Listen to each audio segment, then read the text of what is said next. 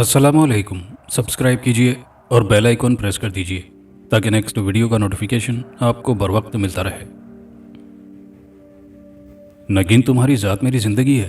मुझे तुम पर मुकम्मल भरोसा है, लेकिन ना जाने कभी कभी तन्हाई में चौंक सा जाता हूँ कि कहीं किसी की नज़र लगकर हमारी चाहत, खुलूस और मोहब्बत का पौधा परवान चढ़ने की बजाय मुरझा ना जाए। सुभान ने कहते हुए नगीन का हाथ थाम लिया। सुभान, वो तो सब ठीक है, पर मेरी मंजिल कुछ और है। नगीन ने कहा। क्या मतलब? क्या मैं तुम्हारी मंजिल नहीं? सुभान ने हसरत याद से नगीन की आंखों में झांकते हुए पूछा। हो, लेकिन आज तुम क्या हो? एक बेरोजगार नौजवान। मुझे एक मजबूत हैसियत और दौलत के पालने में झूलती हुई जिंदगी चाहिए, जो मुझे सेठ कबीर से मिल सकती है। वो उम्र रफ्ता है तो क्या हुआ, मगर दौलतमंद तो है। नगीन ने हाथ छुड़वाते हुए जवाब दिया। क्या दौलत ही तुम्हारे लिए सब कुछ है? इरादों में चहक क्या दौलत से आती है? मोहब्बत की कोंपल क्या रुपये से फूटती है? तुम अगर कहो तो मैं कहीं से भी दौलत हासिल कर लूंगा, कोई भी नाजायज काम करके। लेकिन तुम रुको तो सही किसी एक तयन पर, जहां मेरी उम्मीद फल फूल सके, वरना यूं ही तो कुछ मुमकिन नहीं। दौलत का इंतजार करने वाले बेवकूफ़ होते हैं और आगे बढ़कर हासिल कर लेने वाले अक्लमंद। और मैं भी सेठ कबीर को आगे बढ़कर पा लेना चाहती हूँ। जब वो मर जाएगा तो उसके बाद हम दोनों शादी कर लेंगे। वो 70 साल बूढ़ा भला और क्या जिएगा? नगीन ने तफसील बताई। वो तुम्हें दौलत तो दे देगा, लेकिन जज्बात को सुकून नहीं। सुभान की आंखों में नमी उतर आई थी। कुछ पाने के लिए कुछ खोना पड़ता है, और मेरी नज़र में यही अक्लमंदी है। नगीन ने बेपरवाही से कंधे झटके। लेकिन तुम मुझे भी खो दोगी नगीन, तुम्हारा दोहरा नुकसान होगा। याद रखना, अगर वो मर भी गया तो भी मैं और तुम एक ना हो सकेंगे। ये मुझे गवारा नहीं होगा, सुभान ने उठते हुए कहा।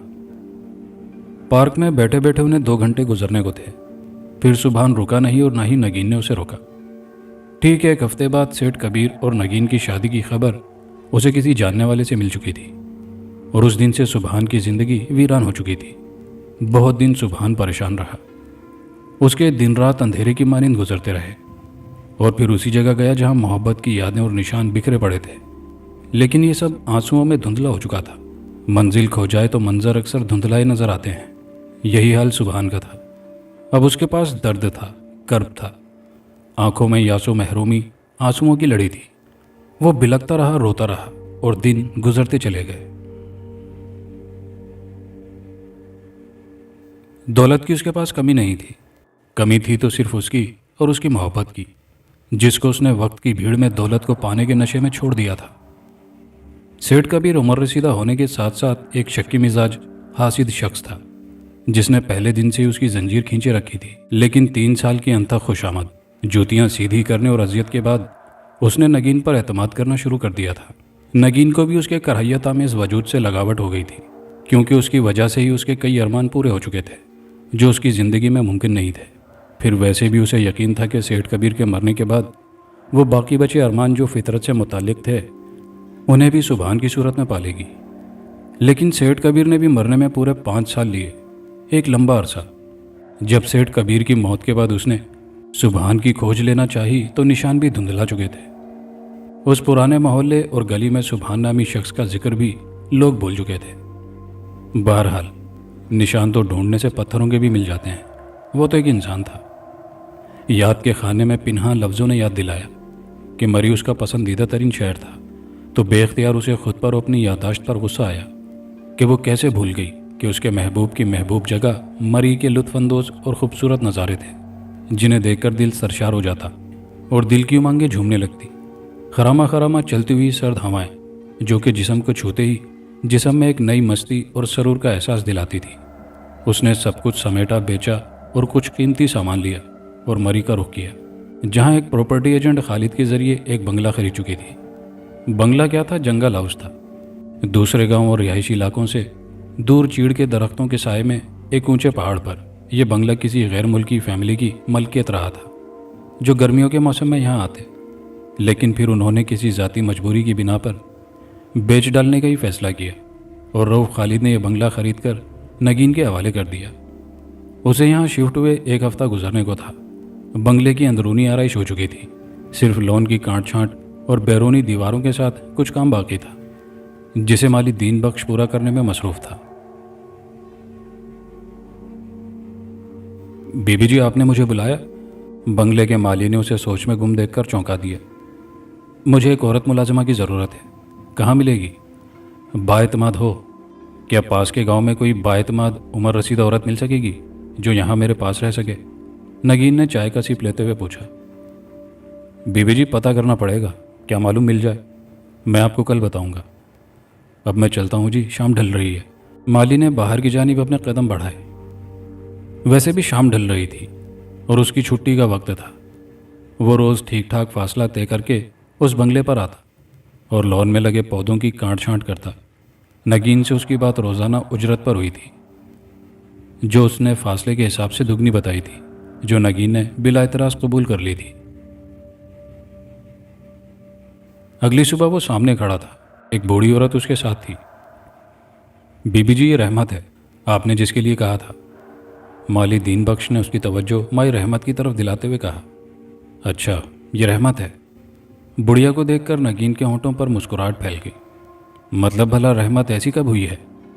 रहमत अजीब तरह की औरत थी, जिसका चेहरा अफ्रीका में रहने वाले बाशिंदों से मुशाबे था। मोटे मोटे फैले हुए होंठ, लेकिन रंगत गहरी, और बाल काले लंबे सिया, और चिकने चेहरे पर दुरुस्तगी और खुरदरापन भी था, और आंखों में वीरानी और बेतासुफ कैफियत थी, जिनमें चंद लम्हों से ज़्यादा देखना मुश्किल था। नगीन को रहमत कुछ ज़्यादा पसंद नहीं आई थी। जाने क्यों उसकी तरफ चंद लम्हे देखने से ही उसके दिल की धड़कन तेज़ हो जाती थी, और खासी सर्दी में भी माथे पर पसीने के कतरे चमकने लगते थे। लेकिन उसने अपनी अंदरूनी कैफियत को जाहिर नहीं होने दिया। वैसे भी यहाँ इस दूर उफ्तादा जगह पर वाक़े बंगले में कुल वक्ती मुलाजमा मिलना खासा मुश्किल काम था। ये तो माली दीन बख्श की मेहरबानी थी, और फिर अगर दीन बख्श उसे लेकर आया था तो यकीनन वो काबिल एतमाद ही होगी। उसने मामूली तजब्जुब के बाद रहमत को मुलाजमत के लिए रख लिया था। रहमत ज़्यादा बोलती नहीं थी और ना ही उसकी कुरेदने की आदत थी, जो आम मासियों में बकसरत पाई जाती थी। लेकिन नगीन को उसकी ये आदत से ज़्यादा पूरी शरारियत मालूम होती। उसने अक्सर उसे ज़ेरे लब कुछ बिदबिदाते हुए पाया था। एक दिन उसने ना चाहते हुए भी उसे मुखातिब किया।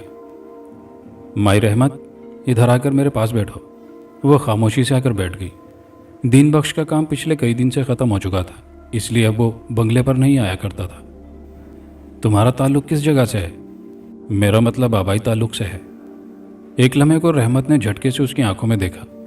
उनमें मौजूद जंगली बिल्लियों जैसी चमक ने नगीन को किसी तरह खौफजदा कर दिया था।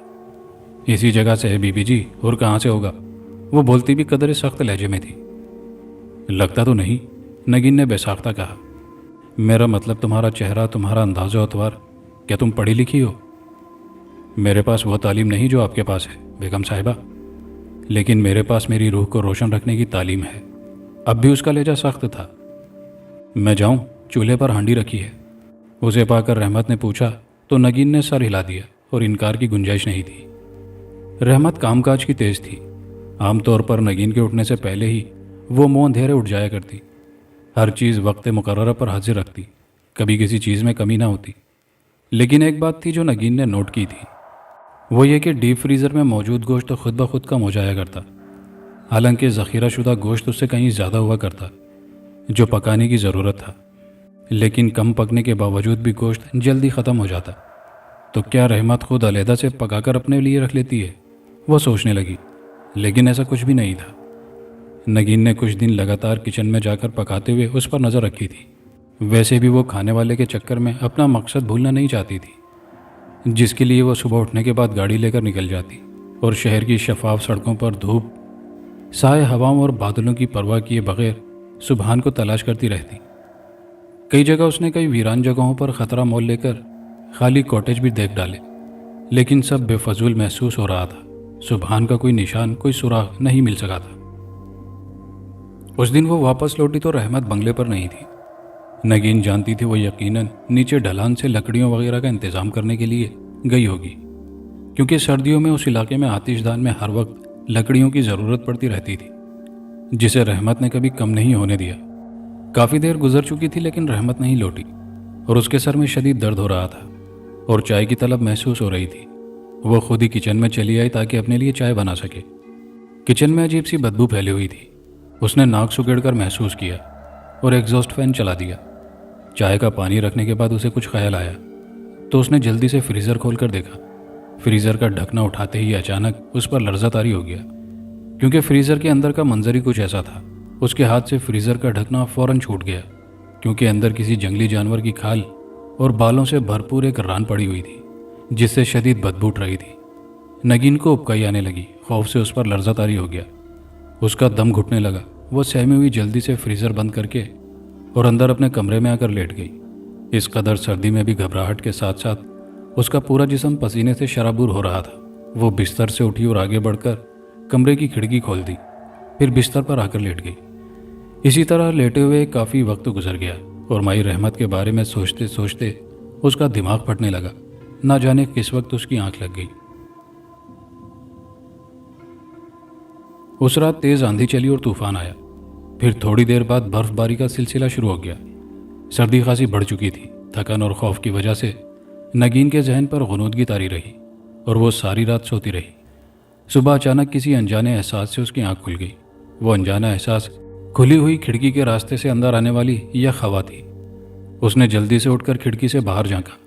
हर तरफ पहाड़ों पर बर्फ की तह जमी हुई थी। ताहद्दे निगाह पूरी वादी धुंध में लिपटी पड़ी थी। बेख्तियार उसे चाय की तलब महसूस हुई और चाय का ख्याल जहन में आते ही माए रहमत का ख्याल भी आ गया। रात का गुजरा हुआ वाक़या उसके जहन के पर्दे पर ताज़ा हो गया। वो जल्दी से दराज में कुछ ढूंढने लगी।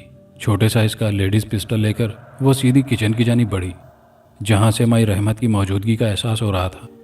माई रहमत मामूल के मुताबिक नाश्ता बनाने में मसरूफ़ थी।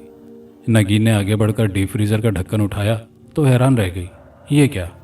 फ्रीज़र खाली था और तो और वहाँ पर बदबू गंदगी नाम की कोई चीज़ बाकी नहीं थी। किचन जगमग कर रहा था। यकीनन माई रहमत ने हर चीज़ को उसके आने से पहले ही हटा दिया था। कौन हो तुम? बोलो। नगीन को बहरहाल अच्छी तरह से याद था कि रात उसने क्या देखा था। वो उसे छोड़ने के हक में नहीं थी, क्योंकि दिन में उससे निमटना आसान था, इसीलिए उसे ज़्यादा खौफ भी महसूस नहीं हो रहा था। क्या हुआ बीबी? माई रहमत ने चुभती हुई आंखों से उसे घूरते हुए पूछा। देखो, तुम मुझे धोखा नहीं दे सकती। मैंने सब कुछ अपनी आंखों से देख लिया है। तुम चाहे कोई भी हो, कोई चुड़ैल, डायन, जिनभूत, मुझे इससे कोई गर्ज नहीं। बीबी जी, ये क्या कह रही हैं आप? कोई गलतफहमी हुई है? माई रहमत मजबूत लहजे में बोली, लेकिन नगीन को उसकी मौजूदगी और उसके वजूद से डर लगने लगा था। पहले दिन से ही वो उसकी तरफ से चौकन्ना रहती थी।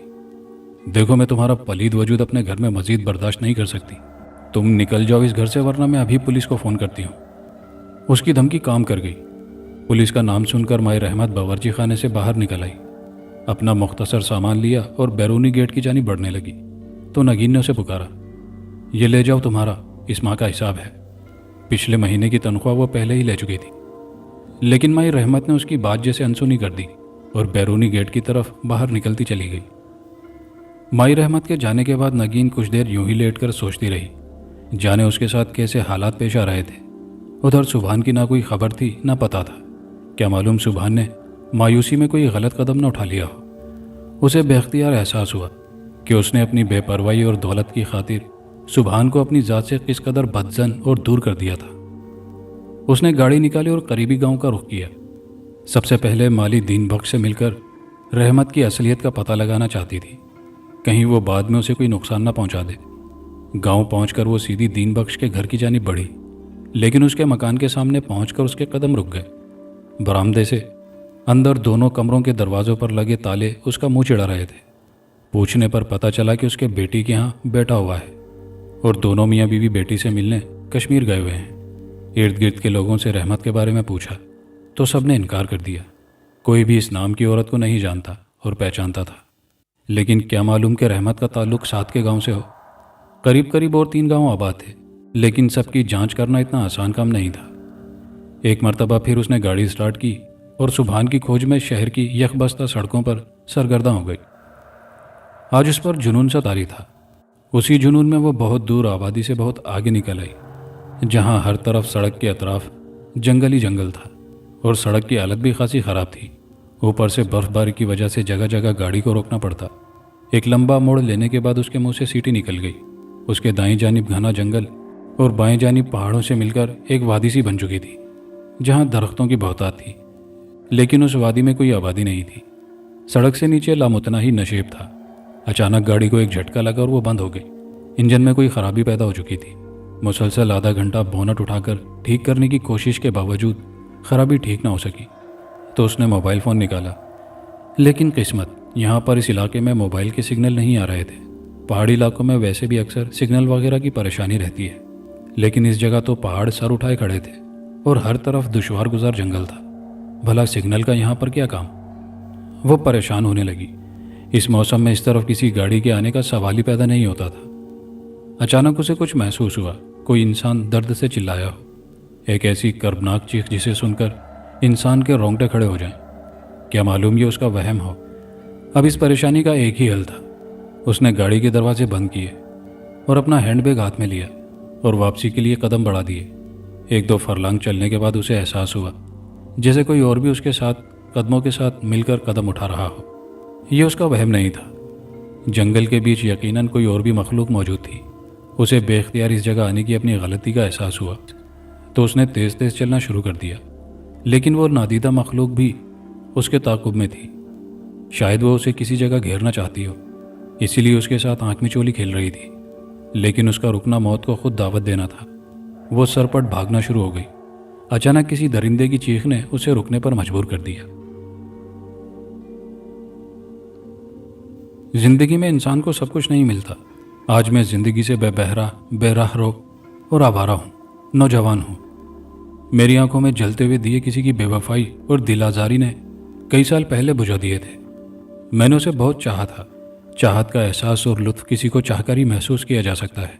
ये एक नशा हुआ करता है जिसे सिर्फ और सिर्फ चाहने वाला ही महसूस कर सकता है। मैंने जिसे चाहा, जिसे पूजा, अंधेरी रातों में उसकी याद के दिए अपने लहू से जलाता। उसने मेरी चाहत, खुलूस और मोहब्बत को ठुकरा दिया। उसी सेक्रेटरी ने अपने बॉस के दिल की रानी की जगह ले ली। सब कुछ छोड़ छाड़ दिया। मादी चीज़ों की तो और बात है, उसने मुझे छोड़ दिया दौलत की खातिर। मेरा दिल चाहा कि खुद को जला डालूं, आग लगा दूं इस दुनिया को, हर चीज़ को। मैं भागता हुआ अपने छोटे से घर में पहुंचा जहां मैं अकेला रहता था। मैं खुद को अंदर बंद करके कोई ऐसी अजियतनाक सज़ा सोचने लगा कि जो खुद को दूं कि मेरी रूह ता क़यामत मेरे मरने के बाद भी अजियत से ना निकल सके। लेकिन मैंने बिजली के तार नंगे किए और उन्हें खुद से यूं चिमटा लिया जैसे कोई सपेरा सांपों को खुद से चिमटाए रखता है। बिजली चमकी, आसमान पर भी और ज़मीन पर। मेरे घर में भी शोले से निकले। मुझे लगा मेरा जिस्म दर्द की अथाह गहराइयों में झटके खा रहा है। मुझे होश न रहा और मैं बेहोश हो गया। मोहल्ले के कुछ हमदर्द लोग आए और मुझे करीबी सरकारी अस्पताल ले आए। होश में आने पर मैंने खुद को अजनबी चेहरों के दरमियान पाया तो चीखने चिल्लाने लगा। अचानक मेरे सामने रोशनी का एक झमाका सा हुआ। हर चीज़ कैमरे के फ्लैश की मानिंद चमकी और फिर मैं अजियत से बेहोश हो गया। दोबारा ना जाने कितने दिन बाद होश में आया तो खुद को तंगो तारीख घर में लेटे हुए पाया। पास ही मेज़ पर चंद दवाएं और दूध का एक गिलास रखा हुआ था। कैसी तबीयत है तुम्हारी? ताशफीन मुझसे पूछने लगी। वो बेचारी उस शख्स से मोहब्बत की तलबगार हो रही थी जो खुद इसी जज्बे के लिए किसी दूसरे का तलबगार था। क्यों बचा लिया है तुमने मुझे? मैंने उसके दिल की हालत की परवाह किए बगैर उससे गिला करते हुए कहा। बचाने वाली तो अल्लाह की ज़ात है। मैंने तो अपनी मोहब्बत और चाहत का फ़र्ज़ अदा किया है, वो उस तानियों वाले लहजे में बोली। मोहल्ले के स्कूल में वो पढ़ाती तो थी। अच्छा। मेरे सर में दर्द की शदीद टीसें उठी और मेरे सामने कैमरे के फ्लैश की मानिंद चमक उभरी और एक मंजर पल दो पल में घूम गया। वो किसी शख्स की लाश थी जिस पर बहुत सारे चील कौवे उड़ रहे थे। उस शख्स को मैंने पहले भी कहीं देख रखा था। जाने क्यों मुझे ये एहसास होने लगा। क्या हुआ? सर में शदीद दर्द हो रहा है। वो तड़प उठी। डॉक्टर साहब ने कहा था कि तुम्हें ऐसे असाबी झटके अक्सर लगा करेंगे। शायद अब तुम्हारी अजियत बढ़ जाएगी। तुम यही चाहते थे ना? वो आंखों में आए आंसू रोकने की नाकाम कोशिश करने लगी, लेकिन मैं उसे बता नहीं सका कि मैंने उस झटके के दौरान क्या देखा था। यकीनन कुदरत मेरे दिमाग में से बेमसरफ होने का एहसास मिटाना चाहती थी, इसीलिए मुझे दूसरों की मौत दिखानी शुरू कर दी। अगले दिन सारे अखबारों में एक बहुत अहम खबर थी। एक बड़े सियासी लीडर का कत्ल था और उसकी मौत का मंजर मैं एक दिन पहले देख चुका था। अखबार में पढ़कर इसकी तस्दीक हो चुकी थी। शायद कुदरत ने मेरी ख्वाहिश पूरी कर दी थी। मैं यही चाहता था कि खुद को ऐसी अजियत दूं जिससे मेरी रूह मरने के बाद भी कांपती रहे, लेकिन कुदरत ने यह काम मेरी ज़िंदगी में ही कर दिया था। हर रोज़ मुझे एक मंजर, एक नई मौत दिखाई देती और दिमाग की नसें फटने लगती। दूसरों की मौत, वो भी अजियतनाक मौत, देखना आसान काम नहीं होता। मैं शदीद कर्ब में मुब्तला हो चुका था। ताशफीन मेरे सामने बैठकर दिलासे देती اور اپنی پرنم آنکھوں سے مجھے دیکھتی رہتی۔ اسے واقعی میری ذات سے انسیت ہو گئی تھی۔ اسے بتائے بغیر ایک دن میں نے سب کچھ اٹھایا اور اس محلے اور شہر سے دور نکل آیا۔ اس گاڑی والے نے مجھے لفٹ دی تھی، ایک مفلوق الحال شخص کو۔ اس کی بہت بڑی اور مہنگی گاڑی تھی، خوبصورت اور دیدہ زیب لباس، صاف ستھرا اور روشن چہرہ اور کشادہ پیشانی، غرض وہ ہر طرح سے مکمل تھا۔ اس نے اپنا نام زہیب بتایا۔ میں بغور اس کی جانب دیکھے جا رہا تھا کہ اچانک کیمرے کی فلیش جیسی چمک ہوئی اور گاڑی کی ونڈ اسکرین پر ایک منظر روشن ہو گیا۔ یہی گاڑی ایک سنسان روڈ پر الٹی پڑی ہوئی تھی۔ قریب ہی ایک مہیب چمگادڑ خوفناک انداز میں اپنے سیاہ پر پھیلائے چکر کاٹ رہی تھی۔ ہر طرف خون ہی خون بکھرا ہوا تھا۔ منظر ختم ہو چکا تھا اور میرا جسم پسینے میں شرابور تھا اور سر گھومنے لگا تھا۔ اچانک مجھے اس شخص پر رحم آنے لگا۔ میں نے بے اختیار اس کے اسٹیئرنگ سنبھالے، ہاتھ پر ہاتھ رکھ دیا تو اس نے میری طرف دیکھتے ہوئے گاڑی روک دی۔ وہ ایک سنسان سڑک تھی جہاں دونوں طرف کھیتوں کی ہریالی لہرا رہی تھی۔ یہاں اترو گے؟ وہ حیران سا مجھے دیکھنے لگا۔ نہیں، مجھے آپ سے کچھ بات کرنی ہے، میرا اتنا کہنا تھا کہ اچانک اس کا چہرہ زرد پڑ گیا۔ اس نے جلدی سے ڈیش بورڈ کے نیچے ہاتھ ڈال کر پستول نکال لیا۔ دیکھیں، آپ مجھے غلط سمجھ رہے ہیں، میں کوئی چور چکا نہیں۔ اتنا سمجھ لیں کہ آپ اگلے 1-2 روز احتیاط برتیے، گاڑی چلانے سے آپ کا ایکسیڈنٹ متوقع ہے۔ میں نے بھی صاف صاف کہہ دیا، ویسے بھی میرے اندر سے بناوٹ کب کی ختم ہو چکی تھی۔ اس کی آنکھوں کی چمک بڑھ گئی اور وہ ایک طنزیہ ہنسی ہنس کر بولا، اوہ خدایا۔ اس کی مسکراہٹ اور ہنسی دونوں بے ساختہ تھی۔ اس نے اپنے بٹوے سے اپنا وزٹنگ کارڈ نکال کر میری طرف بڑھا دیا۔ میرے اس پرسنل نمبر پر فون کر کے تم اگلے 1-2 روز نہیں، کئی روز تک میری خیریت معلوم کر سکتے ہو۔ ہاں، میں تمہاری ہدایت پر عمل کرنے کی کوشش کروں گا، اس نے دوستانہ لہجے میں کہتے ہوئے مجھے گاڑی سے اتارا اور آگے بڑھ گیا۔ مجھے بار بار اس کا خیال آتا رہا اور میں قریبی گاؤں کی جانب بڑھ گیا۔ اس سے اگلے روز اسی گاؤں سے فون کر کے میں نے اس کی خیریت معلوم کی۔ وہ ٹھیک تھا اور حیران بھی کہ میں واقعی سنجیدہ تھا۔ پھر ایک دن اور گزر گیا، نہ جانے میرے اندر کیا کرب بھر چکا تھا۔ میں ساری رات سو نہ پایا، بار بار مجھے اس کا خیال آ رہا تھا۔ بھلا وہ میرا کیا لگتا تھا، لیکن میں اپنی طرح کسی کو برباد ہوتے ہوئے نہیں دیکھ سکتا تھا۔ میں نے دوسری صبح پھر سے اس کی خیریت معلوم کرنے کے لیے فون کیا تو اس کی آواز آنسوؤں سے تر تھی۔ اس نے بتایا کہ اس کے والد کی گاڑی خراب ہو چکی تھی۔ اس کا ڈرائیور اور والد رات کسی ضروری کام کے سلسلے میں دوسرے شہر جانے کے لیے روانہ ہوئے تھے، لیکن ایک سنسان جگہ گاڑی کسی کھڈ میں جا گری جس سے ڈرائیور معذور اور اس کے والد کی موت واقع ہو چکی تھی۔ وہ مجھ سے ملنا چاہتا تھا، مجھ سے دوستی کرنا چاہتا تھا۔ زندگی ایک مرتبہ پھر سے میری جانب ہاتھ بڑھا رہی تھی۔ دوستی اور اپنائیت کے رشتے ایک مرتبہ پھر سے میری جانب پیش قدمی کر رہے تھے۔ انسان کو زندگی میں ہمیشہ دوستوں کی ضرورت رہتی ہے، لیکن میرے دماغ کی حس بڑھنے سے میری صحت بہت گر چکی تھی۔ میں بھلا کہاں اس قابل تھا؟ میں ایک مفلوق الحال اور وہ امیر و کبیر، میں اس کا ہمجوڑ نہیں بن سکتا تھا۔ بہرحال میری امید کے برعکس اگلے دن وہ مجھے لینے آ پہنچا تھا اور مجھے اپنے ساتھ اپنے شہر گھر لے آیا اور اپنے عالیشان بنگلے کی انیکسی میں ٹھہرا دیا۔ وہ کوئی عام بزنس مین نہیں تھا، اس کے قریبی دوستوں میں شہر اور ملک کی بڑی شخصیات کا شمار تھا، جن میں پولیس آفیسر، جج، وکیل، بزنس مین اور سیاستدان سبھی شامل تھے۔ شاید اس میں اس کی مکمل اور نکھری شخصیت کا عمل دخل بھی کچھ زیادہ تھا، جس کی وجہ سے لوگ اسے دوست بنانے میں فخر محسوس کرتے، ورنہ پیسہ تو آنی جانی چیز ہے۔ اس نے میری بڑی قدر کی، میری طرف دوستی کا ہاتھ بڑھایا اور ضروریات زندگی کی ہر شے میرے آگے ڈال دی۔ ٹوپی سوٹ میں بہت اچھا نہ صحیح، کمزور جسم کے ساتھ کسی قدر اچھا لگنے لگا تھا۔ ایک گاڑی بھی فراہم کی گئی اور پھر اپنے قریبی دوستوں سے ایک شام ملوانے کے لیے تقریب میں لے آیا۔ سڑک کے بائیں جانب نشیب میں برف کی تہہ پر تازہ خون کے نقش و نگار بنتے جا رہے تھے اور قریبی ایک بھیڑیا آہنی شکنجے میں جکڑا ہوا چلا رہا تھا۔ وہ یقیناً کسی شکاری کا لگایا ہوا فوڈ ٹریپ تھا۔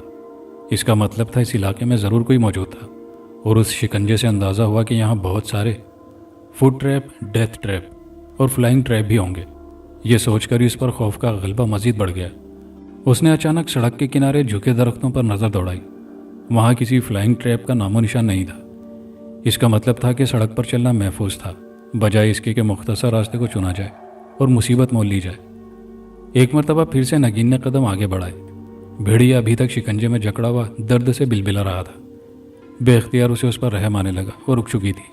اگر وہ بھیڑیے کا پاؤں شکنجے میں سے نکال دے، لیکن اس جنگلی جانور کا کیا بھروسہ کہ پاؤں نکالنے کے دوران یا بعد میں اگر اس نے اس پر حملہ کر دیا، تب یہ سوچ کر اس نے اپنا ارادہ ترک کر دیا اور قدم آگے بڑھا دیے۔ لیکن بھیڑیے نے اس کے آگے بڑھتے قدم دیکھ کر اذیت سے بھری ایک ہونک نکالی۔ انداز اس کا ایسا تھا کہ اسے مدد کے لیے بلا رہا ہو۔ اسے اس کی آنکھوں میں امن کا پیغام جھلکتا نظر آ رہا تھا، لیکن آئینی شکنجے کو کھولنا آسان کام نہیں۔ اس میں کافی طاقت درکار ہوتی، اور وہ بھی ایک عورت کے لیے، جو کہ ناممکن تھا۔ بچپن میں اس نے ایک مشہور کہانی پڑھ رکھی تھی، لیکن کہانی اور حقیقت میں بہت فرق ہوا کرتا ہے۔ حقیقت کے تانے بانے ہمارے وجود کے ہونے یا ختم ہو جانے کا تعین کرتے ہیں۔ کسی انسان کی تھوڑی سی بھول اس کی آخری غلطی بن کر زندگی کا خاتمہ کر سکتی ہے۔ بھیڑیا باقاعدہ ایسی آواز نکال رہا تھا جیسے اس سے مدد کی درخواست کر رہا ہو۔ اس نے اس کی مدد کرنے کے لیے حتمی فیصلہ کر لیا۔ وہ واپس پھر اسی جگہ چلی آئی۔ نزدیک جانے میں درندہ اسے کاٹ کھاتا، یہی سوچ کر اس نے ایک وزنی پتھر اٹھایا اور شکنجے پر دے مارا۔ 2-3 مرتبہ ایسا کرنے سے شکنجا جھٹکے سے کھل گیا، اور حیرت انگیز طور پر بھیڑیے نے اسے کوئی نقصان نہیں پہنچایا، بلکہ اس کے ہاتھ چاٹنے کی کوشش کرنے لگا تو نگین ڈر گئی اور تھوڑا پیچھے ہٹ گئی۔ پھر وہ اپنے پاؤں کا زخم چاٹنے لگا۔ اتنے میں ایک دلدوز اور کربناک انسانی چیخ سنائی دی۔ یہ پہلے والی چیخ سے مشابہ تھی، جیسے کوئی کسی کو سخت اذیت دے رہا ہو۔ نگین کے پاؤں خوف سے من بھاری ہونے لگے۔ پھر بھی اس نے ہمت کی اور نشیب کی طرف بھاگنا شروع کر دیا۔ اسے چھپنے کے لیے جگہ درکار تھی۔ اب کھلی سڑک پر جانا خطرے سے خالی نہیں تھا۔ نشیب میں اترتے اترتے وہ کافی نیچے گہرائی میں جا پہنچی تھی۔ مسلسل ٹھک ٹھک کی آواز نے پل بھر کے لیے اسے روک دیا، جیسے کوئی لکڑیاں کاٹ رہا ہو۔ وہ ایک جانب چل پڑی۔ اچانک اسے احساس ہوا گھنے درختوں کے بیچ تھوڑا نیچے کوئی کاٹیج ہے، جہاں سے ہلکا ہلکا دھواں اٹھ رہا تھا۔ امید کا سہارا ہاتھ لگنے لگا تھا، یقیناً وہاں کوئی انسان تو موجود ہوگا، ورنہ واپس اوپر پہنچنا مشقت طلب اور بیکار تھا۔ وہ اس کاٹیج کی جانب چل پڑی۔ آج صبح آتے ہوئے وہ ٹینشن اور جلدی میں اپنا پستول لانا بھول چکی تھی۔ اب اسے شدت سے اپنی غلطی کا احساس ہو رہا تھا۔ بہرحال وہ خوف کے لبادے میں لپٹی ہوئی تھی۔ اللہ کے بھروسے پر اس نے 1-2 بہتر ساخت کے پتھر ہاتھ میں پکڑ لیے اور کاٹیج کے بالکل قریب پہنچ گئی۔ پچھلی طرف سے مسلسل کسی چیز پر ضرب لگنے کی آوازیں آ رہی تھی۔ یقیناً کوئی شخص ایندھن کے لیے لکڑیاں کاٹ رہا تھا، لیکن وہ اسے دیکھ نہیں پا رہی تھی۔ وہ کوئی قوی ہیکل قسم کا شخص تھا جو زمین پر اکڑوں بیٹھا کسی چیز کو کاٹ رہا تھا، لیکن وہ لکڑیاں ہرگز نہیں تھی۔ اچانک غور سے دیکھنے پر نگین کی چیخ نکلتے نکلتے رہ گئی۔ سفید برف پر ہر طرف تازہ سرخ خون پھیلا ہوا تھا، جیسے کسی کو بے دردی سے ذبح کیا گیا ہو۔ بے اختیار اسے وہ کربناک چیخ یاد آ گئی جو کہ کچھ دیر پہلے اسے سنائی دی تھی۔ بیٹھے ہوئے شخص کے قریب کسی شخص کی لاش تھی جسے وہ کسائی کی طرح کاٹ رہا تھا، نہایت بے دردی سے۔ ہڈیوں کو کاٹنے کے لیے وہ وقفے وقفے سے پاس رکھی کلاڑی کا استعمال کرتا، ایسے ہی جیسے لکڑیاں کاٹ رہا ہو۔ اس کے بازوؤں میں بے شک بہت زیادہ طاقت تھی، اس قدر سردی میں بھی نگین کے چہرے پر پسینے کے قطرے چمکنے لگے تھے۔ اس کے ہاتھ ٹھنڈے پڑنے لگے اور پھر اچانک وہ دھپ سے گھٹنوں کے بل برف پر گر پڑی۔ برف پر گر پڑنے کی معمولی آواز بھی خاموش فضا میں کسی دھماکے سے کم نہ لگی۔ انسانی اعضاء کی تقسیم میں مشغول شخص کا ہاتھ اچانک رک گیا۔ یقیناً یہ آواز وہ سن چکا تھا۔ نگین کی سانس رکنے لگی۔ وہ واپس مڑی اور بھاگنا شروع کر دیا، لیکن وہ زیادہ دور نہیں جا سکی تھی کہ کوئی چیز دھپ سے آ کر اس کی پشت سے ٹکرائی۔ وہ وزنی چیز اس مردہ لاش کا سر تھا، جسے اس قصاب نے نگین کو روکنے کے لیے پوری طاقت سے اس کی پشت پر دے مارا تھا۔ وہ منہ کے بل گر پڑی۔ گرنے سے اس کے ماتھے، ناک اور گال پر شدید چوٹ آئی تھی، اور درد کی شدت اور خوف سے وہ بے ہوش ہو گئی۔ اس کی موت اس کے سر پر کھڑی تھی۔ زہیب کے دوست میرے بھی دوست بن گئے، لیکن صرف دوستی کی حد تک میری صلاحیت قدرتی تھی، اور میں خود بھی اس پر ابھی تک قابو نہیں کر سکا تھا۔ مجھے اکثر خود بخود وہ منظر نظر آتے، اور اگر میں کوشش کرتا تو کچھ بھی نظر نہیں آتا۔ مجھ میں یہ صلاحیت قدرت کی دین تھی۔ زہیب شاید مجھے کسی بڑے مقصد کے لیے استعمال کرنا چاہتا تھا، لیکن اس میں خطرہ بہت تھا۔ پھر بھی وہ میری صلاحیت کے راز بیچ کر اپنی اور میری شناخت میں اضافے کا خواہش مند تھا۔ ذاتی طور پر میری رائے زہیب سے متعلق بہت اچھی تھی۔ وہ بہت ہی اچھا انسان ہونے کے ساتھ ساتھ اچھا دوست بھی تھا۔ وہ ہر طرح سے میرا خیال رکھ رہا تھا۔ میں نے ایک یوگا کلب جوائن کر لیا، جہاں کہ میں روزانہ سانس اور دماغ سے متعلق مشقیں کرنے لگا۔ یوگا مشقیں کرنے سے میرے دماغ کی شریانوں میں جان سی پڑ رہی تھی، اور دماغ کو زیادہ آکسیجن کی فراہمی بحال ہو رہی تھی، لیکن اس کے ساتھ ساتھ میری صلاحیت بتدریج قائم تھی۔ اللہ تعالیٰ کی یہ فیاضیاں جو ہیں وہ کسی کو عطا کر کے واپس نہیں لیتا۔ یہ تو انسان ہے جو اپنی نادانی میں اللہ تعالیٰ کی دی ہوئی صلاحیتیں کھو دیتا ہے، اور پھر انسان صرف یہ کہہ دیتا ہے کہ میری قسمت ہی ایسی ہے، تو میں کیا کر سکتا ہوں، جبکہ انسان خود غلط ہوتا ہے۔ ایک دن اچانک یوگا کی ایک لمبی مشق کرنے کے بعد میں نے اپنی آنکھیں ایک نقطے پر مرکوز کر دی اور اپنے ذہن میں اپنے دوستوں کے چہروں کے نقش دہرانے لگا۔ ہر چہرہ میرے ذہن کی سلائڈ سے گزرتا رہا، لیکن ایک چہرے پر آ کر یہ سلسلہ ٹوٹ گیا۔ میرے دماغ کی رگیں کھنچنے لگی۔ اچانک کیمرے کی فلیش جیسی چمک ہوئی۔ وہ میرے اور زہیب کے ایک دوست جج امیر الدین کا چہرہ تھا۔ بھیانک موت کی بدنصیبی اس کے ماتھے پر لکھی ہوئی تھی۔ بیچ پیشانی کے ایک بڑا سا سوراخ تھا اور خون کا فوارہ پھوٹ رہا تھا۔ پاس ہی ایک ترازو الٹی پڑی ہوئی تھی۔ خوف سے میں نے آنکھیں جھپک لی۔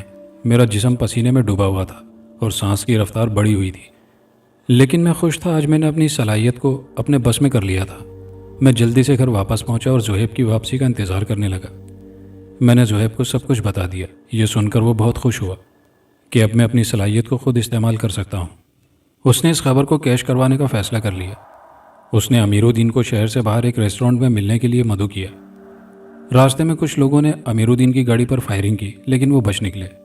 آج کل امیر الدین پر برا وقت آیا ہوا تھا۔ ایک خطرناک گینگ کے کچھ راز امیر الدین کے ہاتھ لگ چکے تھے اور امیر الدین نے انہیں قانون کی مدد سے استعمال کرنا چاہتا تھا۔ امیر الدین نے زہیب کی بات پر یقین کر لیا تھا، جس کی ایک وجہ راستے میں ہونے والی فائرنگ تھی، جس سے زہیب ناواقف تھا۔ جج نے اگلے دن بہت سارے ذاتی مفاد کے کام انجام دیے۔ اس کے خاندان میں وراثت اور جائیداد کا ایک بڑا پرانا جھگڑا چل رہا تھا، جسے اس نے اسی دن صلح صفائی سے نمٹا لیا اور اس گینگ کے راز بھی آگے کسی بڑے قانونی ادارے کو منتقل کر دیے جس پر وہ اعتماد کرتا تھا۔ اس سے اگلے ہی روز ایک نامعلوم شخص نے امیر الدین کی پیشانی کے درمیان اس کے نام کی گولی داغ دی اور فرار ہو گیا۔ اپنی پیشن گوئی کو سچ ہوتا دیکھ کر میں گنگ رہ گیا اور زہیب نے مسکراتے ہوئے مجھے گلے لگا لیا۔ لیکن قسمت کی دیوی ہم پر زیادہ مہربان نہیں رہنے والی تھی۔ ہمیں اپنی پہلے ہی ڈیل کے بعد خمیازہ بھگتنا پڑا۔ اس سے اگلے ہفتے ایک رات خفیہ ادارے کے چند لوگ ہمارے ہاں بزور بازو داخل ہوئے۔ زہیب اور مجھے زبردستی اپنا مہمان بنا ڈالا۔ ہم دونوں کو الگ الگ جگہ رکھا گیا، لیکن یقیناً دونوں جگہیں ایک جیسی ہی ہوں گی۔ حقیقی زمین اور آسمان کے نظارے بہت تنگ و تاریک کوٹھڑی نما کمرے میں ہمیں رکھا گیا۔ پہلے تشدد کیا گیا، لیکن میں کچھ بولا نہیں۔ وہ بس امیر الدین سے متعلق پوچھتے رہے، نہ جانے انہیں کیا چاہیے تھا۔ یہی حال زہیب کا تھا جو اس نے مجھے بعد میں بتایا تھا۔ تشدد کی انتہا نے میرے ہوش و حواس کو مجھ سے دور کر دیا۔ میں سمجھ چکا تھا کہ وہ لوگ کسی خفیہ ادارے کے نہیں بلکہ کسی اور ہی گروہ سے تعلق رکھتے ہیں، کیونکہ انہیں امیر الدین کی موت سے زیادہ اپنے راز اور ثبوت کی تلاش تھی جو امیر الدین کے ہاتھ لگ چکے تھے۔ اور پھر شاید اس دن راستے میں فائرنگ کے بعد انہوں نے امیر الدین اور زہیب کی خفیہ میٹنگ دیکھ لی ہوگی، اسی لیے انہوں نے ہم پر ہاتھ ڈالا تھا۔ ایک دن ان میں سے ایک نے مجھے بتایا، تیرے لیے خبر ہے، خبر یہ ہے کہ تیرا دوست ہمارے ساتھ ہاتھ کر گیا، تو اپنی خیر منا لے۔ یہ سن کر میری سانس میرے حلق میں اٹکنے لگی۔ بد نصیبی ایک مرتبہ پھر میری زندگی میں داخل ہو چکی تھی، لیکن اب مجھ میں سہنے اور صبر کی طاقت بڑھ چکی تھی۔ شدید ذہنی اذیت اور تھکن، تشدد اور خوراک کی کمی اور انسانی تعلق نہ ہونے کی بنا پر مجھے وہ منظر دکھائی دینے کم ہو چکے تھے۔ ویسے بھی میں زہیب کی موت کا ذمہ دار اپنی اس صلاحیت کو سمجھنے لگا تھا۔ ایک دن دو قوی ہیکل بدصورت سے آدمی آئے اور مجھے تہہ خانے سے آنکھوں پر پٹی باندھ کر نکال لائے۔ میرے پورے جسم میں شدید درد اور جلن کا احساس ہو رہا تھا۔ آج کئی ماہ بعد میں سورج کی روشنی میں آیا تو میری آنکھیں بندھی ہوئی پٹی کے اندر درد سے چور تھیں۔ مجھے یقین ہو چکا تھا کہ وہ مجھے ختم کرنے کے لیے لے جا رہے ہیں، کیونکہ اس قدر اذیت، ذہنی و جسمانی تکلیف کے باوجود میری زبان نہیں کھلوا سکے تھے۔ ہم لوگ شاید کسی گاڑی پر سوار ہو چکے تھے۔ کئی گھنٹوں کا سفر جاری رہا۔ میرا خیال تھا کہ ہم لوگ کسی میدانی گرم علاقے میں سفر کر رہے تھے۔ پھر ایک جگہ پہنچ کر انہوں نے میری پٹی کھول دی۔ نیچے اترو، ان میں سے ایک نے کہا اور مجھے دھکیلا۔ میں ان کے ساتھ چل پڑا۔ وہ جنگلی علاقہ تھا، ہر طرف درخت اور خاردار جھاڑیاں تھیں، کسی دوسرے انسان کا وجود تک نہیں تھا۔ جنگل میں کچھ دور چلنے کے بعد دو مٹی سے بنے ہوئے جھونپڑے دکھائی دیے۔ انہوں نے مجھے ایک جھونپڑے کے اندر لا کر باندھ دیا۔ میری حالت سخت خراب ہو چکی تھی، جسم پر جگہ جگہ زخم کے نشان اور کئی مہینوں کا میل چڑھا ہوا تھا۔ دھوپ لگنے کی وجہ سے جسم میں شدید خارش ہونا شروع ہو گئی تھی، لیکن میرے ہاتھ بندھے ہوئے تھے، جسم پر چیونٹیاں سی رنگ رہی تھی۔ شدید تکلیف کی وجہ سے میری آنکھوں میں آنسو آ گئے۔ وہ دونوں مجھے باندھ کر جا چکے تھے۔ کئی گھنٹے گزر گئے، اچانک میں نے کسی خیال کے تحت زور آزمائی شروع کر دی۔ مجھے زہیب کے بارے میں یقین تھا کہ وہ زندہ ہے۔ اس کا ہنستا مسکراتا چہرہ میری نگاہوں کے سامنے گھوم گیا۔ زور آزمائی کا خاطر خواہ نتیجہ نکلا اور میں خود کو رسیوں سے آزاد کرانے میں کامیاب ہو گیا۔ جھونپڑے کی تلاشی لے کر میں نے ایک لوہے کی سلاخ ڈھونڈ نکالی۔ اب مجھے ان دونوں کی واپسی کا انتظار تھا۔ میں چاہتا تو بھاگ بھی جاتا، لیکن اب اس تمام ستم ظریفی کو جھیلتے جھیلتے نفرت سے میرے اندر درندہ جنم لے چکا تھا۔ مجھ میں اذیت سہ کر خاموش رہنے کی بجائے پلٹ کر وار کرنے کی ایک نئی سوچ پیدا ہو چکی تھی، اور کچھ دیر بعد دونوں جھونپڑے سے باہر خسر پسر کر رہے تھے۔ سجو بھائی، بڑھیا لگتی مالدار آسامی ہے، مگر اسے چھوکرے سے کیا دلچسپی ہو سکتی ہے؟ ان میں سے ایک نے کہا۔ ابے ہمیں کیا، چاہے مارے یا کھپائے، ہمیں تو صرف پیسہ چاہیے، سجو نامی شخص نے جواب دیا، اور وہ دونوں اندر جھونپڑے میں چلے آئے۔ میں بظاہر انہیں اسی طرح رسی میں جکڑا ہوا نظر آیا۔ ایک نے ٹھوکر سے مجھے جگایا۔ ابے اٹھ! بس پھر کیا تھا، میں نے ٹانگ کے نیچے سے چھپائی سلاخ اٹھائی اور اس کے منہ پر سیدھا وار کیا۔ وہ گینڈے کی مانند ڈگراتا چلا گیا۔ پورا جنگل اس کی دلدوز چیخ سے گونج اٹھا۔ دوسرا پستول نکالنا چاہتا تھا، لیکن میں نے اس کے سر پر پے در پے وار کر کے اسے ختم کر دیا۔ ان دونوں کی موت کا مجھے کوئی افسوس یا ملال نہیں تھا۔ میں نے جھونپڑے میں موجود مٹکے سے پانی پینا شروع کر دیا اور جی بھر کر پیا۔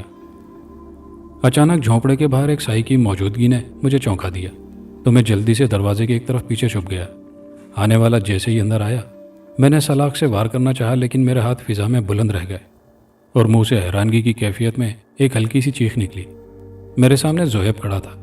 وہ سفید صاف و شفاف سوٹ میں ملبوس تھا۔ بے داغ سوٹ دودھ کی مانند سفید تھا، سفید ہی جوتے اور احتیاط سے بنے ہوئے بال۔ وہ پہلے کی مانند زیادہ نفیس لگ رہا تھا۔ اس کے چہرے پر ایک مسکراہٹ تھی۔ زہیب، تم زندہ ہو؟ میں نے بے اختیار اسے گلے لگانا چاہا، لیکن اس کی نفاست دیکھ کر رک گیا۔ رک کیوں گئے؟ وہ مسکرانے لگا۔ سوچ رہا ہوں تم کس قدر شفاف لگ رہے ہو، کہیں میرے وجود کی گندگی تمہیں گہنا نہ دے۔ تم ایسے ہی اچھے لگتے ہو۔ میں تمہارے لیے بہت پریشان تھا۔ تم کیسے ہو؟ کچھ اپنی کہو، کیسے بچ نکلے؟ یہ بہت مشکل سوال ہے میری جان، جس کا فی الحال جواب دینا قبل از وقت ہوگا۔ ہمیں یہاں سے جلدی نکلنا ہوگا، کیونکہ تمہاری جان کو خطرہ ہو سکتا ہے۔ میں حیران رہ گیا۔ زہیب کو ابھی بھی میری جان کی فکر تھی۔ اس نے میرا ہاتھ تھام لیا۔ میرے پاؤں جوتوں سے خالی تھے، جسم پر جگہ جگہ زخم کے نشانات تھے، اور لباس کی جگہ برائے نام چیتھڑے اور جسم میل سے ہٹا ہوا تھا۔ میں کوئی پاگل جنونی لگ رہا تھا۔ مہینوں سے میرا منہ تک نہیں دھلا تھا۔ وہ مجھے سہارا دے کر چلنے لگا۔ ہم چلتے رہے۔ زوروں کی گرمی تھی اور جنگل ختم ہونے کو نہیں آ رہا تھا۔ آخرکار لمبی مسافت کے بعد جنگل ختم ہو گیا اور ایک طرف سے ہرے بھرے کھیت نظر آنے لگے، پھر دوسری جانب بھی کھیتوں کا سلسلہ شروع ہو گیا۔ جنگل کے راستے کا سفر پگڈنڈی پر شروع ہو گیا۔ ایک جگہ درختوں کے بیچ ایک کچا سا مکان دیکھ کر میں وہیں رک گیا۔ میں زہیب سے کچھ نہیں بولا، وہ بھی رک گیا۔ وہ ہر بات میں میرا ساتھ دے رہا تھا۔ میں نے مکان کا رخ کیا تو سامنے درخت کے نیچے بیٹھی ایک نوعمر لڑکی اندر کی جانب بھاگ پڑی۔ شاید وہ میرا حلیہ دیکھ کر ڈر گئی تھی، لیکن زہیب بھی تو میرے ساتھ تھا۔ خیر، میرے اندر کا جنونی جاگ اٹھا۔ اس وقت میں مکمل حیوان بن چکا تھا۔ میں نے بھاگ کر اس لڑکی کو قابو کر لیا اور اس کے منہ پر ہاتھ رکھ کر دبانے لگا۔ اس کی سانسیں گھٹنے لگی اور قریب تھا کہ مر جاتی۔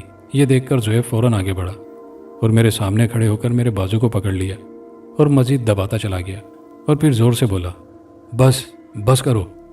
یہ سن کر میرا ہاتھ ڈھیلا پڑ گیا اور وہ لڑکی دھپ سے نیچے گر گئی۔ میں نے اسے اٹھایا اور صحن میں لا کر اس کے منہ کو کپڑے سے باندھ کر اسے رسیوں سے جکڑ دیا۔ چولہے پر موجود ساگ کے سالن اور پاس رکھی روٹی پر میں جانوروں کی مانند جھپٹ پڑا اور ہانپ ہانپ کر کھانے لگا۔ نہ جانے میں کتنے دنوں کا بھوکا تھا، لیکن بھوکا تو زہیب بھی ہوگا۔ میں نے گھوم کر اس کی جانب دیکھا تو وہ بدستور مسکرا رہا تھا، اتنا خاموش جیسے وہاں موجود تک نہ ہو۔ میں نے کھانے کے لیے اسے پوچھا تک نہیں، شاید میں یہ کھانا اس کے لائق نہیں سمجھ رہا تھا۔ روٹی کھانے کے بعد جی بھر کر گھڑے سے پانی پیا۔ پھر میں نے اندر جا کر مکینوں کے سامان کی تلاشی لی تو ایک صندوق میں سے مجھے ایک مردانہ سوٹ مل گیا جو کہ نیا نہ تھا، مگر میرے جسم پر موجود چتھڑوں سے تو بہت بہتر تھا۔ پھر جلدی جلدی نہا کر وہ سوٹ پہن لیا تو مجھے کچھ طمانیت کا احساس ہوا۔ ایک طرف پلاسٹک کی ایک میلی سی چپل بھی پڑی تھی جسے میں نے پہن لیا۔ اچھا ہوا تم یہ سب سیکھ گئے، یہ سب تمہارے لیے بہت ضروری تھا، زہیب مسکراتے ہوئے کہنے لگا۔ رسیوں میں جکڑی ہوئی لڑکی بہت حیران و پریشان تھی اور حیرت و استعجاب سے دیدے گھما کر میرے عمل کو دیکھتی رہی۔ اب جلدی نکل چلو، اس گھر کا مالک اور عورت کا شوہر آنے والا ہی ہوگا، زہیب نے مسکراتے ہوئے کہا۔ شاید یہ اس کا اندازہ ہو، بہرحال ہم وہاں سے نکل پڑے۔ ایک مرتبہ پھر میرے جسم پر خارش ہونے لگی، میل کی تہ پانی پڑنے سے اکھڑنے لگی، مٹی اور گرد اڑ کر میرے لباس کو آلودہ کرنے لگی، لیکن زہیب اسی طرح صاف و شفاف تھا۔ میں حیران ہو کر اسے دیکھتا تو وہ اور بھی مسکرانے لگتا۔ پھر ہم ہائی وے پر پہنچ گئے اور ایک بڑے ٹرک سے لفٹ لے لی۔ شہر پہنچ کر بھی زہیب ویسا ہی صاف و شفاف لگ رہا تھا۔ میں ایک حجام کی دکان میں چلا گیا اور خوب جی بھر کر نہایا۔ اب ہمیں ان لوگوں کو تلاش کرنا چاہیے جنہوں نے ہمارے ساتھ یہ سلوک کیا ہے، میں نے زہیب سے کہا تو وہ مسکرائے ہوئے کہنے لگا، چھوڑو میں تمہیں وہاں لیے چلتا ہوں، وہ ایک بہت بڑا گروہ ہے، تم ان کو تباہ کر دینا۔ میں حیران رہ گیا، بھلا زہیب کو کیسے معلوم ان کا ٹھکانہ؟ خیر میں زہیب کے ساتھ چلتا رہا۔ ایک جگہ ایک پرانی کھنڈر نما عمارت کے سامنے رک گیا۔ چھپ کر جانا ہوگا، وہ کہنے لگا۔ یہ لو، اس نے مجھے ایک بریف کیس پکڑا دیا۔ یہ تمہارے پاس کب آیا؟ میں واقعی بریف کیس کی موجودگی سے بے خبر تھا۔ جب تم حجام کے پاس تھے تب میں یہ لایا تھا، وہ مسکراتے ہوئے کہنے لگا۔ میں نے بریف کیس کھول کر دیکھا، اس میں ایک ریپیٹر، بڑا خنجر اور کیش نقدی تھی۔ میں نے خنجر نکال کر بیلٹ میں رکھ لیا۔ سامنے سے دو شخص آتے دکھائی دیے تو ہم ایک طرف ہو گئے۔ تم اس خنجر سے ان کو ختم کر دو، اس سے تمہارے بدلے کی آگ ٹھنڈی ہوگی، زہیب مسکراتے ہوئے کہنے لگا۔ میں نے خنجر لیا اور ستون کی اڑ سے نکل کر دونوں کو جہنم رسید کر دیا۔ واقعی اس وقت جیسے میں ایک وحشی بن چکا تھا۔ اس کے بعد جب کمرے میں گھسا تو 3 افراد کرسیوں پر براجمان تھے اور فوراً سے پیشتر ریپیٹر سے ان لوگوں کو ہمیشہ ہمیشہ کے لیے نہ ٹوٹنے والی گہری نیند سلا دیا۔ اتنے میں زہیب نے پیٹرول سے بھرا ہوا ایک کین پکڑا دیا اور ساتھ ہی لائٹر بھی۔ میں نے زہیب کا مطلب سمجھتے ہوئے اس جگہ کو، پیٹرول کو کام میں لے لیا۔ اب پورا ٹھکانہ آگ کی لپیٹ میں تھا کہ پھر اچانک 3 دھماکے ہوئے۔ لگتا تھا ان لوگوں نے کسی جگہ بم رکھے تھے جو کہ آگ کی وجہ سے پھٹ گئے، اور اس طرح ان کے ساتھ ساتھ ان لوگوں کا ٹھکانہ بھی ختم ہو گیا۔ جب میں نے باہر نکل کر زہیب کو دیکھا تو وہاں اس کی ہوا تک نہیں تھی۔ مجھے ایسا لگا جیسے جنگل سے لے کر اب تک وہ میرے ساتھ تھا ہی نہیں۔ یہ شاید میرے ذہن کی اختراع تھی، لیکن میرے قدموں کے نزدیک رکھا ہوا بریف کیس میرا منہ چڑھا رہا تھا۔ میں اب سمجھا زہیب کو صرف میری جان کی اتنی فکر کیوں تھی، کیونکہ میں زندہ تھا اور اسی لیے وہ میرے سوا کسی کو نظر نہیں آ رہا تھا۔ بے اختیار مجھے اس کی مسکراہٹ یاد آئی تو دل بوجھل ہو گیا۔ میں نے تھکے ہوئے قدموں اور رنجیدہ دل کے ساتھ بریف کیس اٹھایا اور وہاں سے چلا آیا۔ بریف کیس میں موجود نقدی میرے بہت کام آئی۔ میں نے ہوٹل میں قیام کر لیا، لیکن کئی ماہ گزرنے کے بعد بھی میرا دل رنجیدہ رہا۔ میں کسی پرانے شناسہ اور تعلق والے سے نہیں ملا۔ موسم بدلنے لگا تھا۔ انہی دنوں شہر کی فضا میں میرا دم گھٹنے لگا۔ میں نے اپنی من پسند جگہ کے متعلق سوچا اور دل میں امنگ جاگی کہ وہاں جاؤں جہاں کوئی نہ ہو، جہاں میرا دکھ، میرا جنون دوسروں پر حاوی ہو۔ میرے پاس بھی بریف کیس میں ایک بڑی رقم موجود تھی۔ میں چلتے چلتے ارادہ بنا چکا تھا۔ ہوٹل سے جا کر سامان لیا اور مری کے لیے رخت سفر باندھا۔ مری پہنچ کر میں نے آبادی سے دور جنگل میں غیر آباد وادی کی نشیب میں درختوں کے بیچ گزارے کے لیے ایک جگہ بنا لی اور اپنے جنون کا قرض ادا کرنے لگا۔ وہ اس وحشی کی حقیقت اور اصلیت سے تو واقف نہیں تھی۔ اس نے اس کے بھاگتے ہوئے قدموں کو مردہ لاش کا کٹا ہوا سر پھینک کر روک دیا تھا اور پھر وہ بے ہوش ہو گئی تھی۔ جب وہ اسے اٹھانے کے لیے اس پر جھکا تو اس کا چہرہ سامنے دیکھ کر ششدر رہ گیا۔ وہ نگین تھی، دولت کی پجارن۔ آج سبحان کی اس حالت کی ذمہ دار بھی وہی تھی۔ وہ بے ہوش ہو چکی تھی۔ سبحان اس کا چہرہ بغور دیکھتا رہا۔ اس کا حسن ویسا ہی دلکش اور نگاہوں کو خیرہ کر دینے والا تھا جیسا آج سے کئی سال پہلے تھا۔ سبحان اسے جھونپڑی کے اندر لے آیا۔ انسانی اعضاء کی کانٹ چھانٹ اس کا پسندیدہ مشغلہ بن چکا تھا۔ وہ تقریباً ہر روز ہی بھولے بسرے انسانوں کا شکار کرتا اور کسی کو کانوں کان خبر نہ ہوتی۔ نہ جانے اسے کیوں انتظار تھا کہ کسی دن نگین ضرور اس کی مہمان نوازی میں آئے گی، کیونکہ وہ جانتی تھی سبحان کو اس شہر سے جنون کی حد تک پیار تھا، اور آج وہ سبحان کے سامنے تھی۔ سبحان نے اسے رسیوں میں جکڑ کر ایک ستون سے باندھ دیا۔ تھوڑی دیر بعد وہ کسمسانے لگی تو وہ ایک پانی سے بھرا ہوا گلاس اٹھا لایا اور اس پر پوری طاقت لگا کر چھپاک سے دے مارا تو اس کی چیخ نکل گئی۔ آنکھیں مکمل طور پر کھل چکی تھی۔ حیرت سے اس کی آنکھیں کھلی کی کھلی رہ گئی۔ لڑکھڑاتی زبان سے وہ بولی، سبحان تم؟ حالانکہ وہ کافی بدل چکا تھا۔ چہرے کے گالوں کی ہڈیاں سخت مشقت سے ابھر آئی تھی۔ بے فکری اور آزادی کی زندگی میں اس کا ڈیل ڈول بڑھ چکا تھا۔ وہ پہلی نظر میں دیکھنے پر کوئی وحشی جنونی شخص لگتا تھا۔ کون سبحان؟ کیا تم جاننا چاہو گی؟ میں ایک جنونی درندہ ہوں۔ کیا تم نے نہیں دیکھا میں نے کس طرح ایک لاش کو کاٹ کر رکھا ہوا ہے؟ اب میں تمہارے ٹکڑے کروں گا، لیکن زندہ۔ دیکھنا کتنا مزہ آئے گا۔ اس نے ایک خوفناک کہا لگایا تو نگین کو اس سے ڈر لگنے لگا۔ وہ خود اپنی نظروں سے اسے جنونی انداز میں एक लाश को काटते हुए देख चुकी थी। सुभान, अब तो कबीर मर चुका है। मैंने तुम्हें कितना तलाश किया, तुम नहीं जानते मैं सिर्फ और सिर्फ तुम्हारे लिए ही इस शहर में रह रही हूँ। वो ठहर ठहर कर बड़ी अपनाइयत से बोल रही थी। बकवास बंद करो। धोखा, फिर एक नया जाल। क्या चीज़ हो तुम? देखो, मुझे किसी बात से कोई गर्ज नहीं। तुम जिस शख्स को जानती थी वो कब का मर चुका। उसने अपना सब कुछ खो दिया। उसे अब किसी चीज़ से कोई सरोकार नहीं। अब तुम्हारी बारी है। इतना कहकर उसने एक बड़ा सा खंजर उठाया तो नगीन कांप गई। वक्त आज प्यार के हाथों उसकी मौत का सामान कर रहा था। अचानक झोंपड़ी का दरवाज़ा खुला और खौफनाक बिफरा हुआ भेड़िया गुर्राता हुआ अंदर दाखिल हुआ। फिर देखते ही देखते उसने सुभान पर छलांग लगा दी। सुभान संभल नहीं पाया और खंजर समेत ज़मीन पर गिर गया। नगीन उस भेड़िए को पहचान गई क्योंकि उसका जख्मी पाँव वो देख चुकी थी। नहीं, इसे कुछ नहीं कहना, यह मेरी मंजिल है। इसे खोकर मेरी दुनिया अंधेर हो चुकी थी। आज ये सामने है तो दिल को सुकून मिला है। नगीन ने चीखते हुए भेड़िए को यूं दुहाई देने लगी जैसे वो उसकी बात समझ रहा हो। वैसे भी उसने सुभान को कोई नुकसान नहीं पहुंचाया था, बस एक भयानक तरीके से घुरा कर पीछे हट गया था। अचानक सुभान ने झपट कर खंजर उठा लिया। उसे यह हरकत करता देखकर भेड़िए ने दोबारा छलांग लगाई, लेकिन छलांग हवा में ही अधूरी रह गई क्योंकि खंजर उसकी गर्दन में पेवस्त हो चुका था। भेड़िया एक क्राक के साथ जमीन पर गिरा और तड़पने लगा। नगीन और सुभान हैरत में डूबे उसके वजूद को देखने लगे। हैरत और इस्तेजाब से दोनों की आंखें फटने लगी। अचानक देखते ही देखते एक ऐसा मंजर उनके सामने था कि दोनों उंगश्ते बदंदा रह गए। भेड़िया अपनी जोन बदलने लगा। अब वहाँ एक इंसानी जिस्म जख्मी हालत में हाथ धरे आड़ा तिरछा दराज था, बल्कि दराज थी।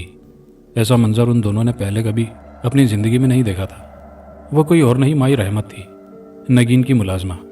माई रहमत। अचानक सुभान ने बंधी हुई नगीन की रस्सी खोल दी तो नगीन जल्दी से बगैर किसी खौफ के उसके करीब चली आई और खंजर उसकी गर्दन से खींचकर बाहर निकाल लिया। माई रहमत के मुंह से दर्द से भरी चीख निकली। कौन हो तुम और कहाँ से आई हो? सुभान उससे पूछने लगा। इसे मरहम पट्टी की फौरी ज़रूरत है। नगीन ने उसे एहसास दिलाया कि माई रहमत की जान खतरे में है। मेरे पास मरहम पट्टी नाम की कोई चीज़ नहीं, यहाँ सिर्फ मौत मिलती है। दुनिया ने जो मुझे दिया मेरे पास वही मुयस्सर है। उसकी सोच पर नगीन को अफसोस हुआ। उसने खुद से एक कपड़ा ढूंढा, फिर काट कर उसकी पट्टी बनाई और माई रहमत के जख्म पर बांध दी। क्या तुम सिर्फ इतनी मदद करोगे कि मेरे साथ उठाकर इसे सड़क तक ले चलो? इसे मदद की ज़रूरत है। ये क्या कम है कि तुम जिंदा यहाँ से जा रही हो? मैं इसे तो नहीं, करीब की आबादी से कोई गाड़ी लेकर आ सकता हूँ। उसने बाहर की तरफ कदम बढ़ाए तो नगीन ने उसे पुकारा, लेकिन मैं इस जगह। उसने खौफ से इर्द गिर्द नजर दौड़ाई। हर तरफ बिखरे हुए इंसानी आज़ा के जिस्म देखकर उसे उबकाई आने लगी थी। तुम्हें क्या डर? तुम्हारे साथ ये दरिंदा है ना। या फिर तुम यूँ करो, लेडी बर्ड बन जाओ, मशहूर फिल्मी किरदार की मानिंद। नगीन को उसकी बेइज्जती पर दुख हुआ। मैं भी तुम्हारे साथ चलती हूँ। उसने माई रहमत का सर कपड़े का तकिया बनाकर उसके नीचे टिका दिया और एक चादर उसे उड़ा दी। वो दोनों एक शॉर्टकट के जरिए नज़दीकी स्टैंड की तरफ चल पड़े, जहाँ मुमकिन था किसी गाड़ी का कोई इंतज़ाम हो जाता। क्या तुम्हें अब भी मुझसे डर नहीं लग रहा? मैं खाली हाथ भी तुम्हारी गर्दन मरोड़ सकता हूँ। नहीं, मुझे ना पहले ना अब तुमसे डर महसूस हो रहा है। तुम चाहो तो अभी मुझे ख़त्म कर दो। नगीन ने उसके दोनों हाथ थाम कर अपने गर्दन पर रख लिए। नगीन के इस इक़दाम ने सुभान के इरादों में दरार डाल दी। उसने उसकी गर्दन से हाथ हटा ली और कदम आगे बढ़ा दिए। सुनो, तुमने ये सब कब से शुरू कर रखा है? यकीन जानो मेरा दिल फट रहा है। ये सब देखकर मेरे अंदर टूट फूट हो रही है। अच्छा, बहुत दुख पहुंचा तुम्हें? क्या तुम्हें एहसास है मेरी हालत का? कौन जिम्मेदार है? सिर्फ तुम क्या जानो मैंने किस कदर मुश्किल में वक्त गुजारा था तुम्हारे बाद, जब तुम मुझे छोड़कर चलती बनी थी। मैं नहीं गई थी सुभान, मैं तुम्हें बता कर गई थी। तुम अपना बोझ नहीं उठा पाते, मुझे क्या पालते? 2 दिन ना चलती हमारी ये ज़िंदगी की गाड़ी। अब मेरे पास वो सब कुछ है जिसके लिए मैंने वो सब किया, सब सहा। नगीन की आंखों में आंसू मढ़ आए थे। लेकिन मैंने तो तुम्हें खो दिया था ना, हमेशा के लिए। फिर मैं क्या करता? तुम ठीक कहते हो, मैंने भी तो तुम्हें खो दिया है ना। तुम मुझे भला कौन सा उसी हालत में मिले हो? मैं बेवफा थी, लेकिन तुम क्या हो? अगर तुम वफादार होते तो ये सब ना करते, बल्कि मुझे अपनी मोहब्बत समझकर मुझसे मुतालिक मालूमात रखते। तुम जानते हो मैंने क्या कुछ नहीं सहा। सेठ कबीर की बीवी बनकर वो निहायत शक्की मिजाज और घटिया शख्स था। रोज़ एक नया नाम मुझसे जोड़ने की कोशिश करता, हर रोज़ मारता पीटता। 3 साल मैंने कांटों पर गुजारे, तब जाकर उसकी तबीयत को बदल पाई। लेकिन तुम तो बावफा थे। तुमने कभी मुड़कर देखा? तुम्हारा इश्क तुम्हारी मोहब्बत की इस हालत में है। नहीं, मुझे माफ़ करना अगर मैं बेवफा हरजाईपन पर उतर आई थी, तो तुम भी सिर्फ ज़बानी खर्च के आशिक निकले। खुद को सज़ा देकर तुम क्या समझते हो? تم نے محبت کی ایک نئی کہانی کو جنم دیا ہے۔ تم نے تو عاشقوں کے منہ پر کالک مل دی ہے۔ آج تم کیا ہو؟ ایک درندے سے زیادہ کچھ نہیں، اور ایک ایسے درندے کو میں کبھی اپنے سامنے دیکھنا تک قبول نہیں کر سکتی۔ سبحان حیران سے اسے تکنے لگا۔ وہ خود اپنے آپ کو مجرم ٹھہرانے لگا۔ پھر سواری کا انتظام ہو گیا اور مائی رحمت کو نگین کے بنگلے پر لے آئے۔ وہاں اس کا مناسب علاج ہونے لگا۔ ایک ہفتہ گزرنے کے بعد وہ اس قابل ہوئی کہ اپنے بارے میں کچھ بتا سکے۔ بیوی میرا تعلق افریقہ کے ایک قبیلے سے ہے۔ ہم صدیوں سے وہاں رہ رہے ہیں۔ میں نے اپنی زندگی میں بہت سارے علوم حاصل کیے۔ میرے پاس بہت ساری مخفی طاقتیں اور علوم ہیں۔ ہماری زندگی اچھی گزر رہی تھی کہ پچھلے سال اچانک ہمارے ہاں ایک وبا پھوٹ پڑی، ایک طاقتور بدرو کی وجہ سے۔ وہ بدرو اچانک نہ جانے کہاں سے ہمارے قبیلے میں عدم کی، اور اس کی طاقت ہم سے کہیں زیادہ تھی۔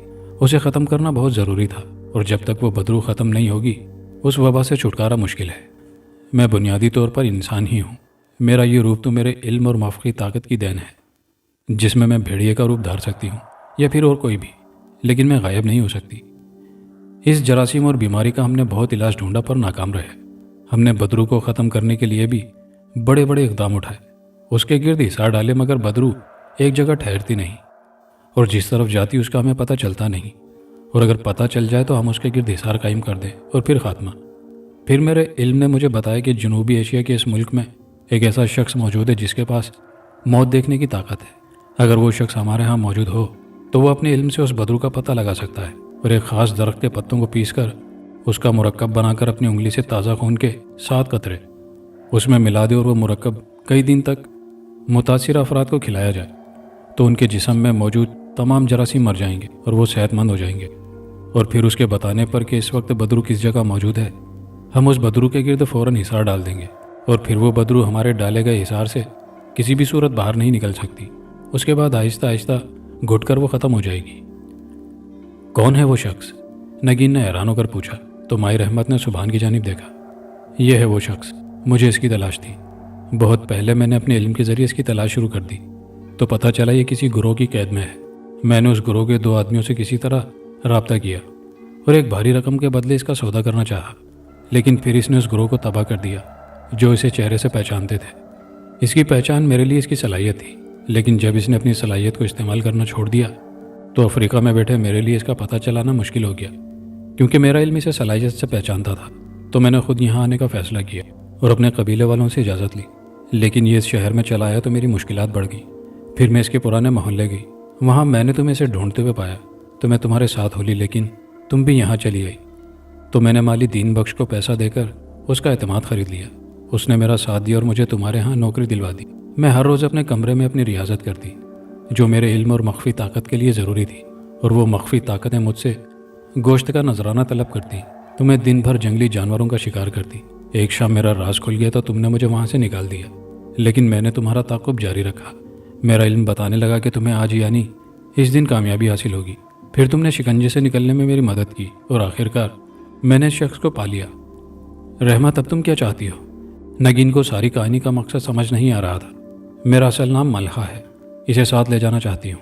میرے قبیلے والوں کی جان خطرے میں ہے، کچھ عرصے بعد یہ تمہارے پاس لوٹ آئے گا، اور اگر میں نہ جاؤں تو؟ سبحان نے عجیب انداز میں کہا۔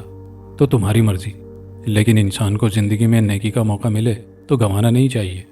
تم یہاں کیا کرتے ہو یہ تمہارا نجی معاملہ ہے، لیکن تم خود کو تباہ کر رہے ہو۔ وہاں تمہیں بہت ساری نئی چیزیں اور علم بھی سیکھنے کو ملیں گے۔ چلے جاؤ سبحان، اس درندے کو اپنے اندر ہی ختم کر دو، اس سے پہلے کہ تم قانون کے ہتھے چڑھ جاؤ۔ یہ دنیا بہت ظالم ہے۔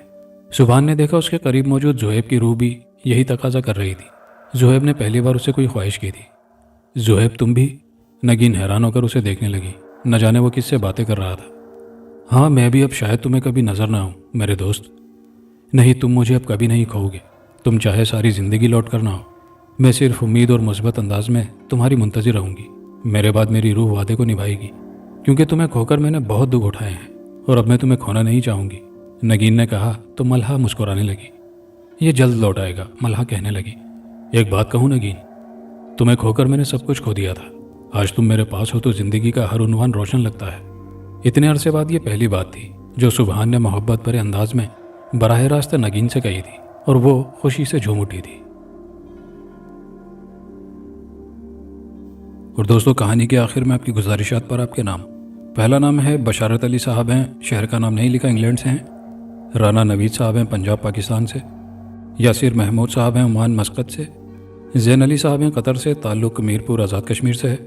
مظفر احمد صاحب ہیں، مقبوضہ کشمیر سے۔ شاہدہ صاحبہ ہیں، شہر کا نام نہیں لکھا، انڈیا سے ہیں۔ محمد ریحان صاحب ہیں، شہر کا نام نہیں لکھا۔ فیروز خان صاحب ہیں، راجستھان انڈیا سے۔ تحسین صاحب ہیں، بریلی درگاہ اعلیٰ حضرت انڈیا سے۔ خرم کیانی صاحب ہیں، مانچسٹر یو کے سے۔ آصف خان صاحب ہیں، کراچی پاکستان سے۔ مہران گل صاحب ہیں، سرجانی ٹاؤن کراچی پاکستان سے۔ محمد سرفراز صاحب ہیں، مورگا راولپنڈی پاکستان سے۔ آپ سب کے پیار بھرے کامنٹس کا بے حد شکریہ۔ ویڈیو کو دوستوں کے ساتھ لائک شیئر ضرور کیجیے گا، کامنٹ باکس میں اپنی رائے کا اظہار کیجیے گا۔ چینل پر نئے آنے والے دوستوں سے گزارش ہے کہ چینل کو لازمی سبسکرائب کر لیجیے۔ شکریہ۔